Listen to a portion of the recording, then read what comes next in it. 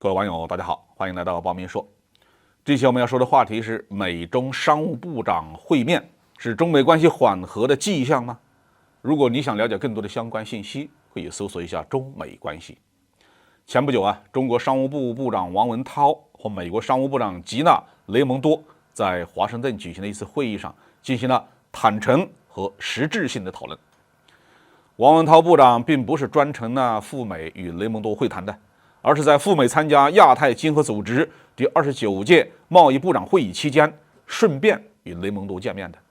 此举被我们国内的一些媒体，特别是许多美国的媒体视为中美关系即将缓和的迹象。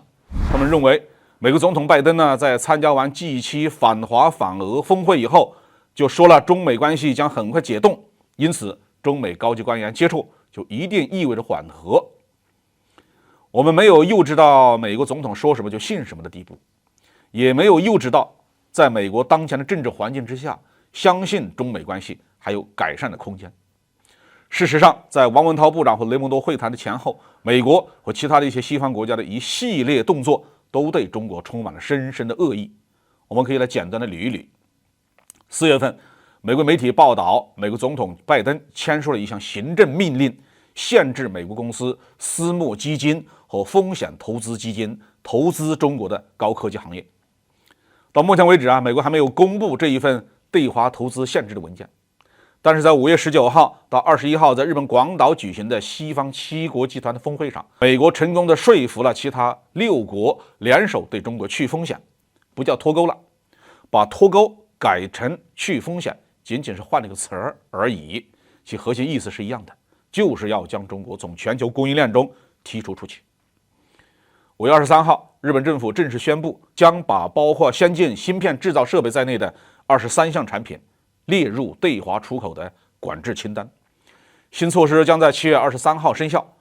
5月26号，中国商务部部长王文涛在美国底特律与日本经济产业大臣西村康稔进行了会谈，就日方执意出台半导体出口管制措施、7国集团广岛峰会抹黑攻击中国提出了严正的交涉。5月27号，美国商务部长雷蒙多宣布与 IPEF 及印台经济框架国家接触了所谓的印度太平洋繁荣经济框架供应链协议的谈判。根据这个协议包括美国、澳大利亚、印度和日本在内的14个 IPEF 成员国将创建一个新的供应链危机应对网络。当一个或多个合作伙伴面临严重的供应链危机的时候，这个网络可以作为紧急沟通的渠道。他们还将成立一个 IPEF 供应链委员会，监督制定针对特定部门的行动计划，以在关键的商业领域建立韧性和竞争力。这个协议一个字都没有提中国，但是通篇全部都是冲着中国来的，其核心仍然是要把中国从全球供应链中剔除。那中国当然要进行反击了。前几天，中国网信办对美国美光公司的存储芯片发出安全警告，并禁止在我国的关键信息基础设施中使用，这是一个开端。但这个仅仅是一个战术动作，真正的战略动作是我国在中亚和中东地区取得的外交突破。将这些突破结合起来看就会发现我国正在整合陆权，构建欧亚大陆的商贸网络，为我国的能源供应和商品出口搭建一个不会被海洋运输线路卡脖子的大动脉。世界并不是只有西方国家，亚非拉的广大发展中国家大部分都不会跟着西方国家走。欧盟 IPEF 的成员国也不是铁板一块，哪怕美国真的做到了对中国产品的去风险，我们仍然有广阔的国际市场。从美国政府的近期表现来看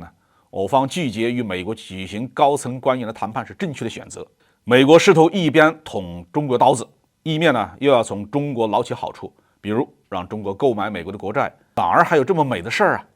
美国政府不拿出实际行动来缓和中美关系，我们就没有必要和他们谈。